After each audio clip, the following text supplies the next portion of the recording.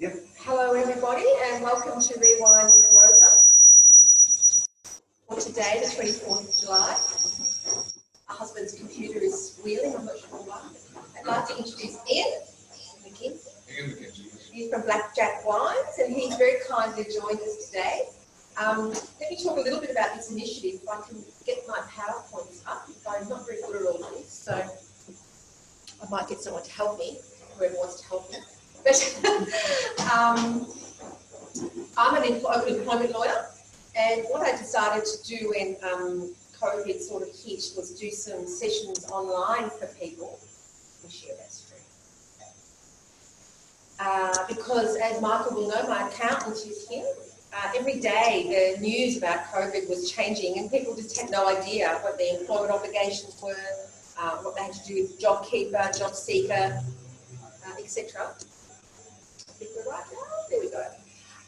So I thought I'd just do a little session. I love a glass of red wine, although I've got some nice rosé today.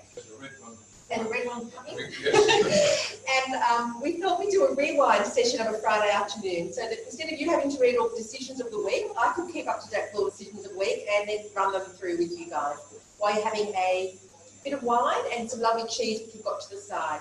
And then my husband came up with the idea, let's call it Rewind with Rosa and partner with local businesses, particularly businesses in the wine, but in the hospitality industry, who are struggling a little bit through COVID. So we've done a few, one at Killicranky, one at the Golden Vine, and today we're at the lovely Winebank, and Mark Coffey, who owns this, is coming shortly, I dare say. But so Mark owns this venue, or runs a venue, and he's a great supporter of local wine. So today, at his suggestion, I've invited him along to talk about two of his beautiful wines, so I'll just take over. Thank you, Rosa, for the invitation. And when Rosa asked me to come along, she said, "I'll bring a wine."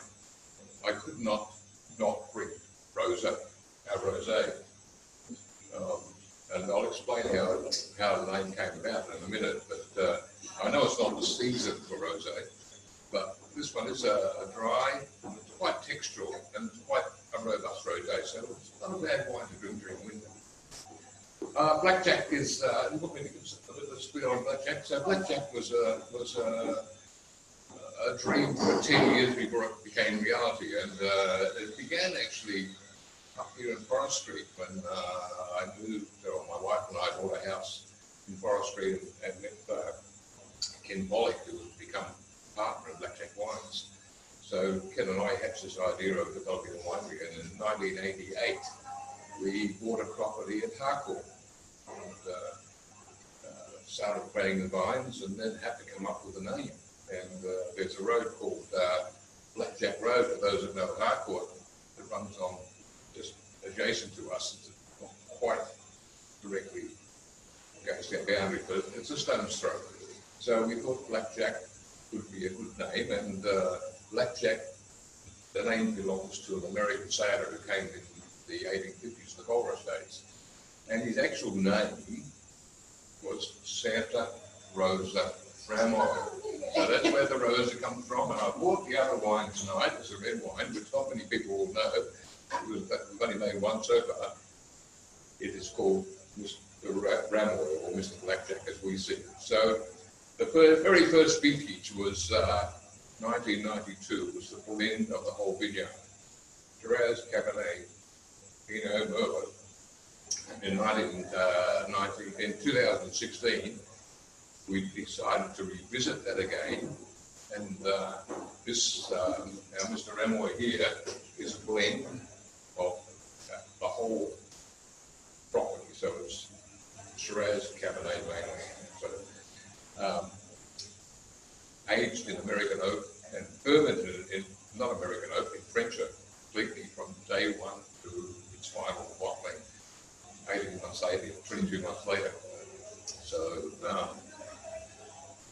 that's part of it. I mean, I'm not sure how much time I've got right here. Yeah. Keep going. Okay. You can talk about wine. So I've talked about the rosé. So as I was saying, this wine started. It's been fermented in oak barrels. So we're taking the heads out of the oak barrels, fermented completely in new French oak. It has then been sealed up, so it's skin contact, for about 6 weeks. So pressed out and back in to the same oak barrels for another 22 months. So do that in the spot, we bottled it, put it away in the bottle for 12 months, and we released it to Celador mainly. Now, most people will know our other wines, or hopefully they know our other wines, which is the SH Rosa and the Cab Merlot. We're just in between a release date, so we're about to release our 2018 vintage, probably in a couple of weeks. 2017 is getting very low, particularly in our Shirazes. So we have a couple. So this is a wine put down. It's a long-lasting wine, I believe. It's got lovely plum, lovely complexity, licorice, and a lot of really interesting fine tannins that really just tingle on the palate after you swallow. So, yeah. So do I leave now, Rosie? Well, Ian's probably going to stay with us for a bit longer, and at the end he might have an offer for people who have stayed the duration and watched the video or the webinar. Yes. And are you open at the moment for tastings? Look, we are open on weekends from 11 to 5. Yes. There are obviously some restrictions Yes. about the number of people we can have in. We can actually fit about 8 at a time. Yes.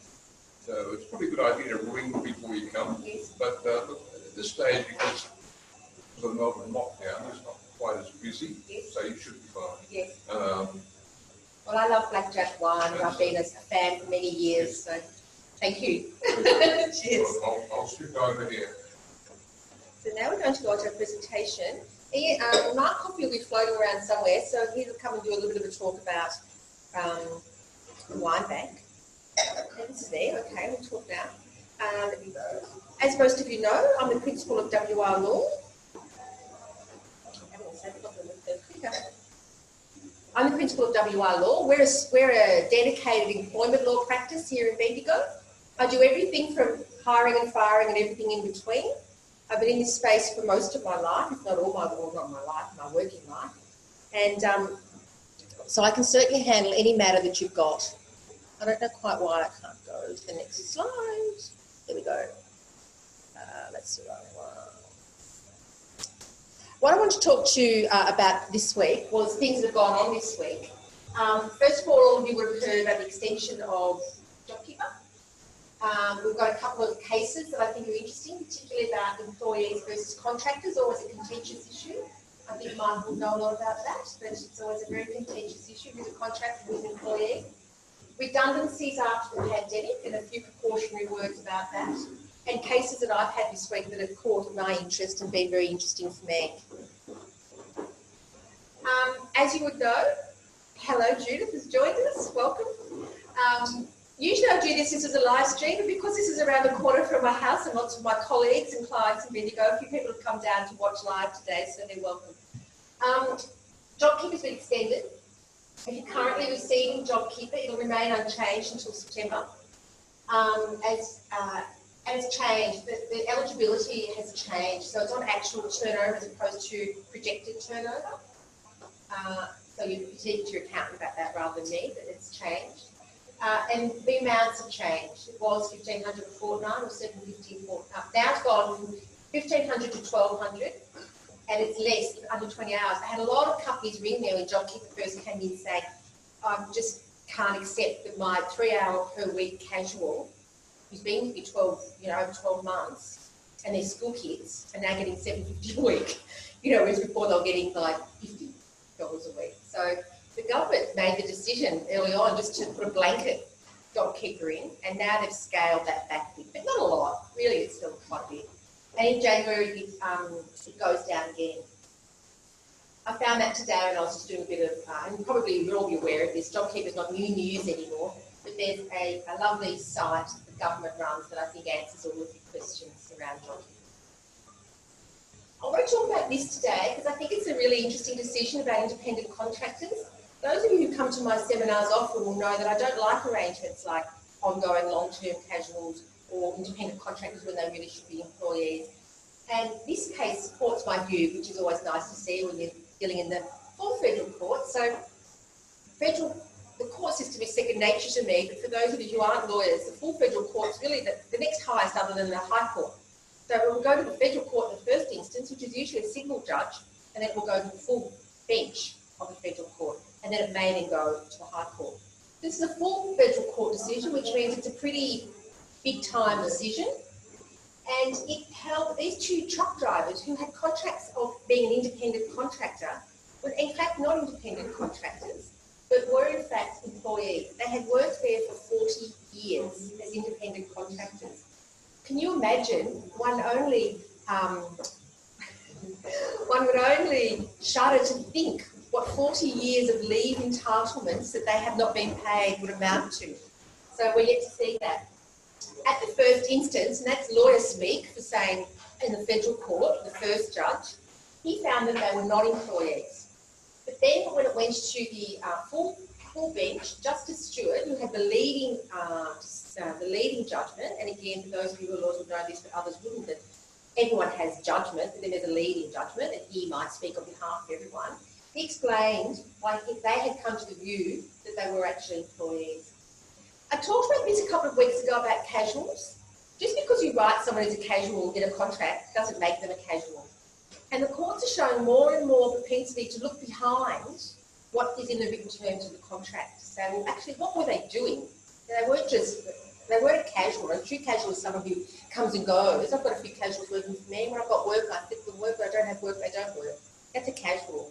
But someone who's not a casual, someone who turns up 10 o'clock every day, it leaves at 3 o'clock every day, but they're on casual rates. That's not a casual. That's a permanent, ongoing employee. That was a case I talked about last time. This is the same situation here, where he said you've got to look at the totality of the relationship, not just what's written in the contract. Again, I keep referring to poor old Michael, but he knows this. There's an exhaustive test for what is that. You can't really see it very well, but you can get a copy of this. There's an exhaustive test. I think I've got a pointer. Anyway. Doesn't a person have control over the work they perform? Do they supply their own equipment? Do they work standard hours? Are they paid? So you can go through the whole list. And there's over the case law over the years, there's been a list that has been determined to ascertain whether someone is an employee or whether they're an independent contractor. And it's interesting to note that different legislation has slightly different tests. That's right, Michael. Like under the ATO, it's a slightly different test than what it is under employment law. Just slightly. But I think what the important thing is what the justice said, is, as I said, it's not enough to look at what, just because you say it's a horse doesn't make it a horse or make it a duck. In this case, this job or this role was both drivers' only source of income. They didn't have any other sources of income. And that's one of the tests. Are you free to work for somebody else? Like my casuals that I have working for me, one of them is a lawyer who works in Brisbane. She does a bit of work for me. She's got 2 other casual jobs. She can work for whoever she wants. But these guys didn't. They worked regular hours with this constant set of duties and working arrangements. So it was, like I said, every morning they roll up, get their load, and off they go. He said, is that me? Who's that? Maybe it's me. In close cases, reasonable minds may differ with respect to the primary judge. A proper consideration of the totality of the relationship between the parties establishes that they were employees within both the meaning of the Fair Work Act, superannuation legislation, and long service leave legislation. As I said, I shudder to think what the liabilities this company now has. 40 years of unpaid super, 40 years of long service leave. The evidence of the totality of the relationship compelled the conclusion that they were employees at all relevant times. And Justice Thorley, that's the judge in the first instance, erred in concluding otherwise. You'd hate to be a federal court judge, wouldn't you, having all the big boys upstairs looking at your decisions and telling everyone in the whole domain that you made a mistake.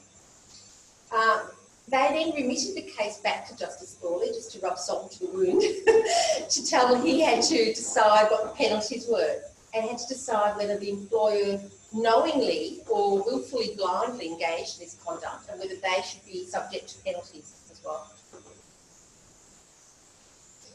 I've had a lot of calls in the last 2 weeks, about redundancies in COVID.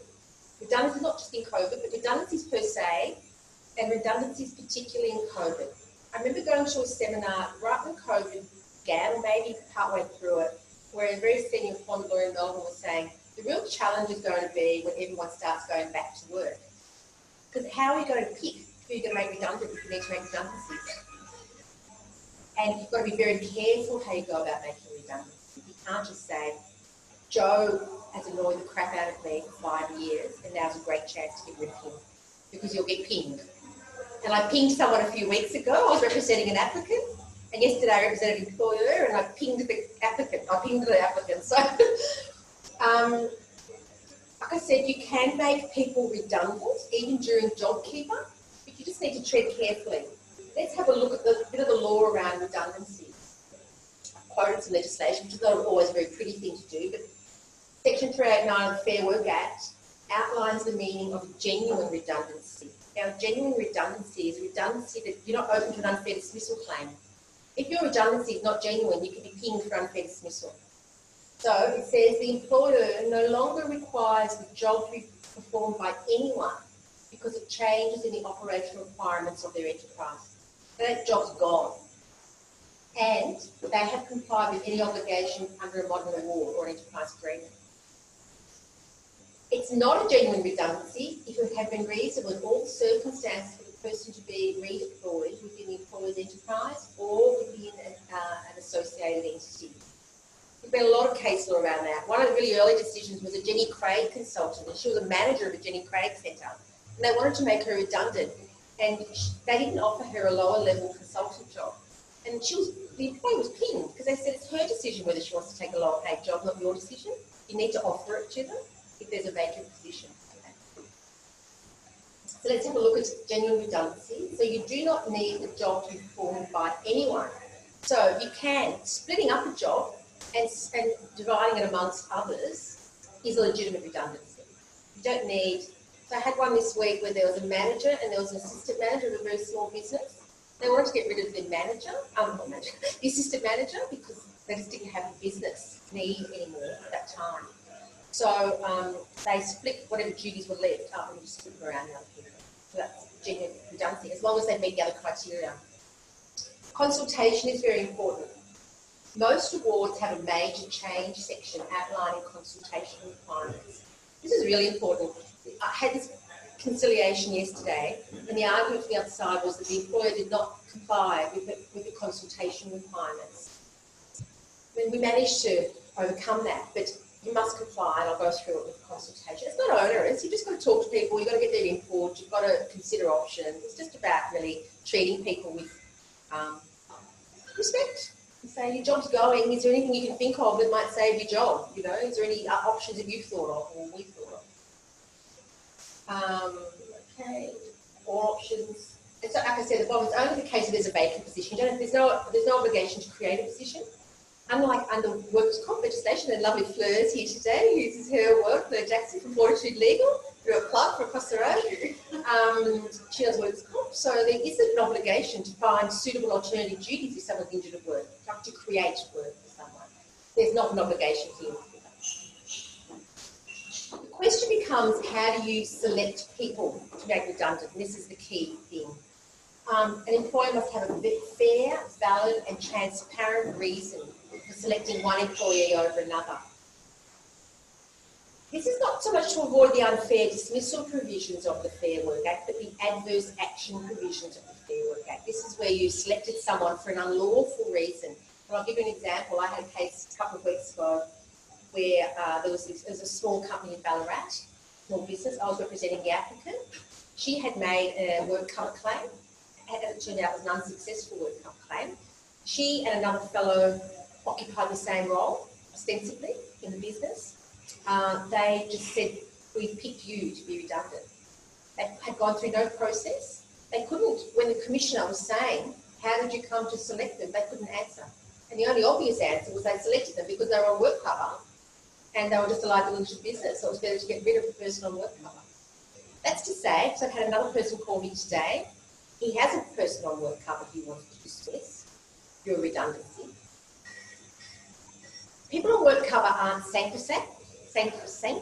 You can dismiss them, but as long as you go through the process, like if the other person you've picked is genuinely the better person for that one role that you've got left, and you can justify that, then you're safe. I always say, and I said to my client today, I want you to imagine yourself in a witness box, and the judge in the federal court is saying to you, why did you select that person to be made redundant? And I've got a little bit of a case on that in a moment. Anyway, I won that case for that lady. I got her 16 weeks, and she was very happy, and the employer was very sad. Maybe next time they'll sort of, get legal advice. As I say, get it early, get it often, legal advice. This was interesting. This is about consultation. This was one of the very early decisions with COVID. And I know that people panicked a lot when COVID first came out. And so this was actually the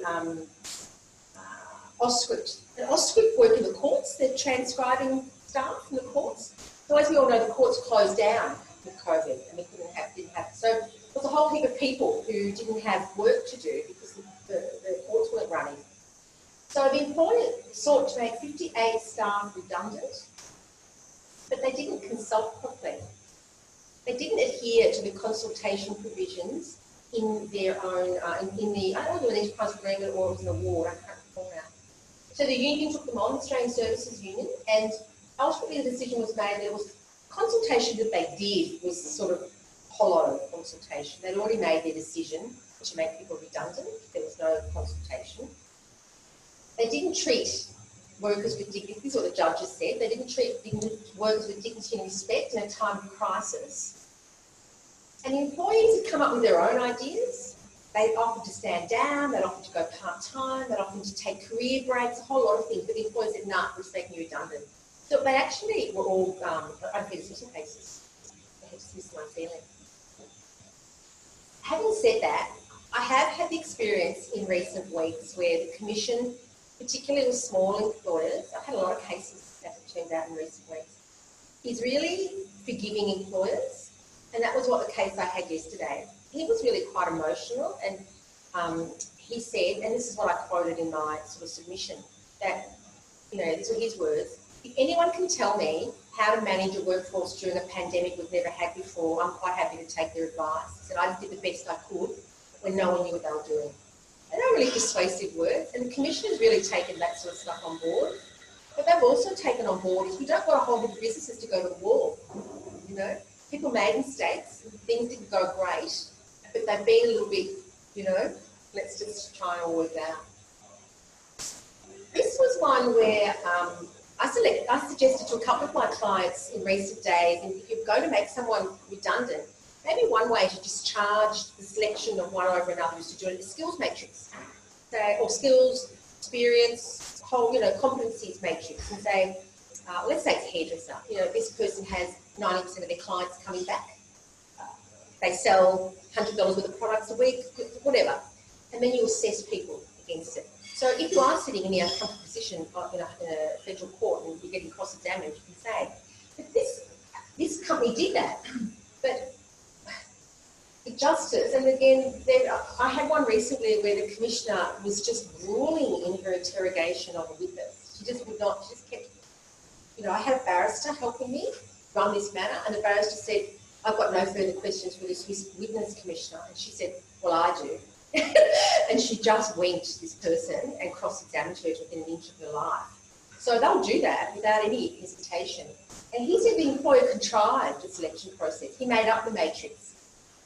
And he failed to disprove that they had sacked this person because he was exercising workplace rights as an OH&S rep. So that's what adverse action is. If you're exercising a workplace right, if you're complaining about your pay, you're complaining about work cover, you're saying you're not paying me my super, you're exercising your right to complain about those things. And then if you suffer detriment in your employment because of that, then you can be found to have adversely treated your employee and find yourself in a federal court. They also found, the interesting thing about this, and I'm sorry you can't quite see it, the interesting thing about this provision of the Fair Work Act is that not only does the company get found liable, it's vicarious liability. So that can go through to HR managers, directors, all those people, individual people who knowingly participated in the adverse treatment. As I said, skill matrix was used. And he also found this was a self-represented applicant. I don't know why anyone would ever go to a federal court as a self-represented applicant, but he did. And he said that he was an unsatisfactory witness. Gave long, evasive, disingenuous answers to even the simplest questions. Basically, he didn't like the witness. And that's the trick with adverse action cases. The witness has got the one who's supposed to have committed the adverse treatment has got to stand up. And if he or she convinces the judge that they didn't do it for the unlawful reasons, they did it for genuine reasons, then they get away with it. But he failed to convince the judge. He actually obviously annoyed the judge a lot. He said that the matrix was demonstrably untrue. They said that because dismissing me because of poor performance, which they played out of the matrix, was also untrue because no complaints had ever been made about his performance. On the contrast, there was a host of evidence that he was a stellar employee. The company failed to prove that the reasons given were in fact the substantive, that's the wording in this legislation, substantive and operative reasons for dismissal. Rather, the substantive and operative reasons were that he was no H&E threat and was causing trouble in the workplace. Penalty yet to be set. I'll go through this quickly. There's something else that's been getting a lot of press with COVID really, is that redundancies are being slashed. Not all most small businesses, pretty much all small businesses don't have to pay redundancy. The small business is 15 and under. Under 15? I've got a bit of a question mark in my mind, but it's 15 and under or 15 anyway. Unless the award specifies that a small business is captured. If it's silent, then you can pretty much rest assured, once you get legal advice, that you don't have to pay redundancy. This one, but also what's happening is people that, because they're suffering such economic loss, are putting arguments before the Fair Work Commission that financially they can't afford to pay redundancies and they should be exempt from having to pay them. This is what this case said. But again, the Commissioner was pretty scathing. He just said the evidence was pretty crappy, basically. And there was even like an undated screenshot of an unnamed bank account, unverified profit and loss statement, and they didn't prove anything. So she said that she accepted the submission that there were challenges, but she said it wasn't enough. You can't just say that it's going to benefit the business if I don't pay redundancy. You've got to show that it's going to be critical. You know, it's going to wind the business up and pay business redundancies. So they didn't get away with that. This is me. I've been doing this a long time, and longer than I'd like to admit, mostly. I've worked as a dedicated employment lawyer, it must be 12 years now.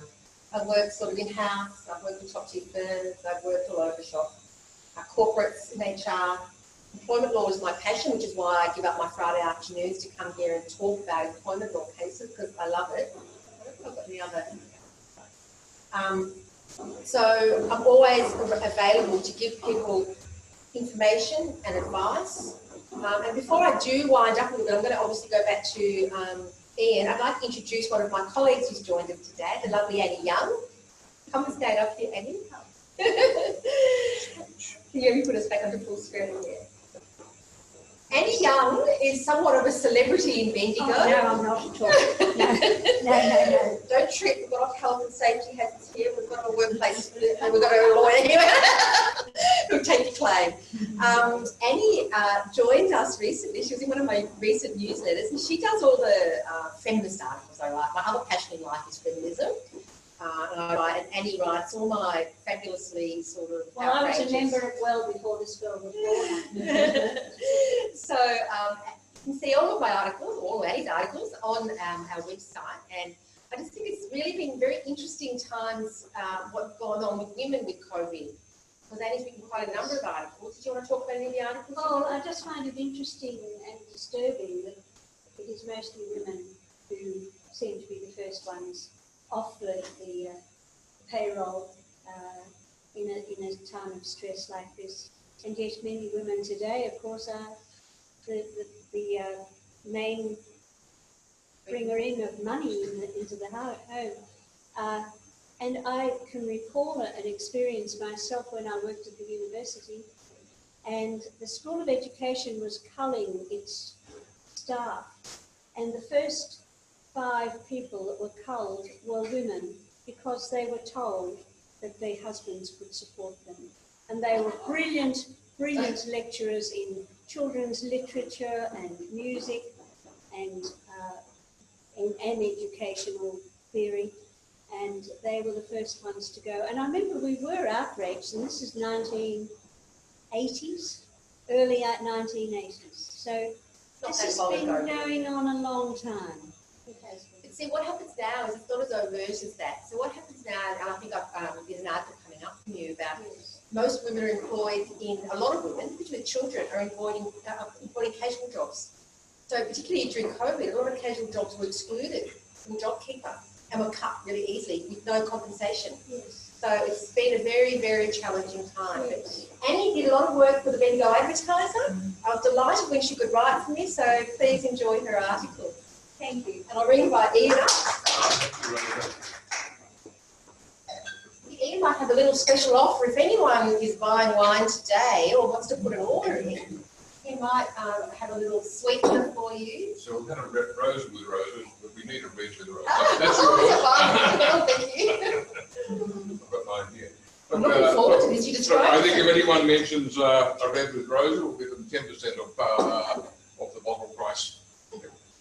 There you go. Can't get better than that. Thank you for joining us. It's a pleasure. Okay, and we'll see you again. Cheers. Thank you, everybody. Thank you for joining the line.